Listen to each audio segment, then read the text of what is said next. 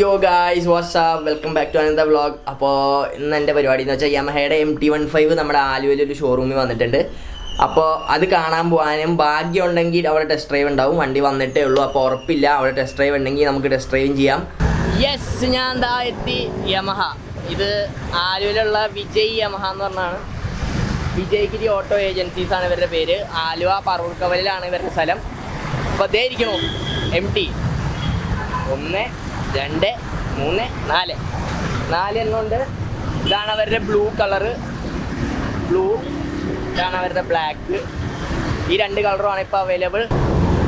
അപ്പോൾ ഇതാണ് black colour. വണ്ടി കാണിച്ചു തരാം.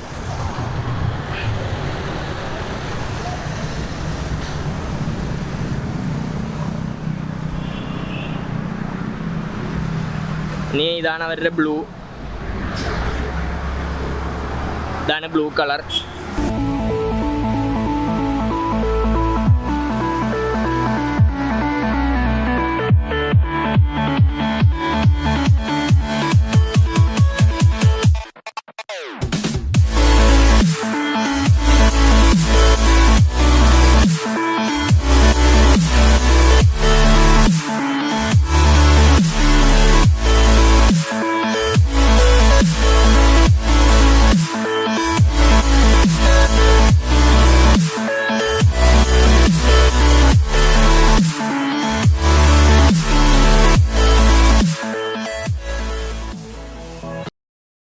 എനിക്ക് തോന്നുന്നു എറണാകുളത്ത് ഇവിടെ ആയിരിക്കും ആദ്യമായിട്ട് ഇത്ര MT വന്നത്. എനിക്ക് തോന്നുന്നൊരു 10 MT ഉണ്ട് ഇവിടെ. 10 MT കൊണ്ട് വെച്ചിട്ടുണ്ട് പുതിയത്. അവരെ മിനിഞ്ഞാന്ന് ഇറങ്ങിയേ ഉള്ളൂ.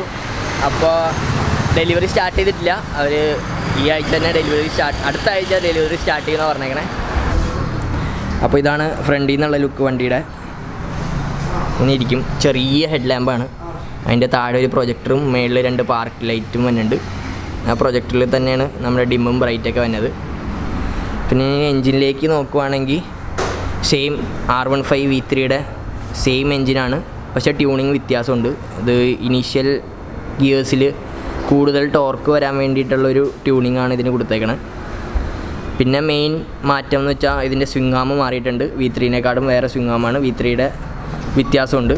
പിന്നെ ഉള്ളത് ചെയിൻ സ്പ്രോക്കറ്റുമാണ്. ഇതിൻ്റെ സ്പ്രോക്കറ്റിൻ്റെ സൈസ് കൂട്ടിയിട്ടുണ്ട്. ബാക്ക് സ്പ്രോക്കറ്റ് സൈസ് കൂട്ടിയിട്ടുണ്ട്. അപ്പോൾ അതിൻ്റെ ഇനീഷ്യൽ ഭയങ്കര കൂടുതലായിരിക്കും എപ്പോഴും.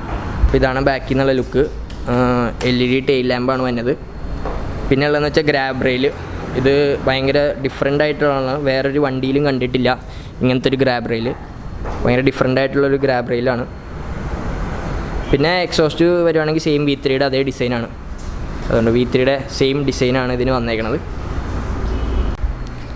അപ്പോൾ ഇനി പിന്നെ നോക്കാൻ പോയാൽ നമ്മുടെ ക്ലസ്റ്റർ സെയിം V3യുടെ സെയിം ക്ലസ്റ്ററാണ് വന്നത്. പിന്നെ എല്ലാ യമഹയുടെ വണ്ടിക്കും വന്ന പോലെ ഡുവൽ ആക്സിലേറ്റർ കേബിൾ വന്നിട്ടുണ്ട്. പിന്നെ കീ പൊസിഷൻ അവർ ടാങ്കിൻ്റെ ഫ്രണ്ടിലേക്ക് ആക്കി, അതൊരു വ്യത്യാസമുണ്ട്. പിന്നെ വന്നത് സിംഗിൾ ചാനൽ ABS ആണ്. ഫ്രണ്ടിൽ മാത്രമേ ABS ഉള്ളൂ. റിയർ ഡിസ്ക്കാണ്, പക്ഷേ ABS ഇല്ല. വണ്ടി കയറി ഇരുന്നിട്ട് നമുക്ക് നല്ലൊരു അപ്രൈറ്റ് പൊസിഷനാണ് ഇതിന് വന്നത്. നമ്മുടെ നീസാണെങ്കിലും നല്ല രീതിയിൽ ടക്കിൻ ചെയ്ത് അകത്തിരിക്കണം. പിന്നെ ഭയങ്കര ലൈറ്റ് വെയിറ്റ് ആണ് വണ്ടി. നമ്മൾ പൊസിഷനാണെങ്കിലും നമുക്കിങ്ങനെ ഫ്രണ്ടിൽ നോക്കുവാണെങ്കിൽ അപ്രൈറ്റ് പൊസിഷനിലാണ് നമ്മൾ ഇരിക്കുന്നത്. പിന്നെ ഫ്രണ്ടിലേക്ക് നോക്കാനായിട്ടൊന്നും ഇല്ല പ്രത്യേകിച്ച്. നമ്മൾ നോക്കുമ്പോൾ തന്നെ നമുക്ക് ടയറല്ല, ജസ്റ്റ് റോഡ് കറക്റ്റ് താഴെ കാണാൻ പറ്റും.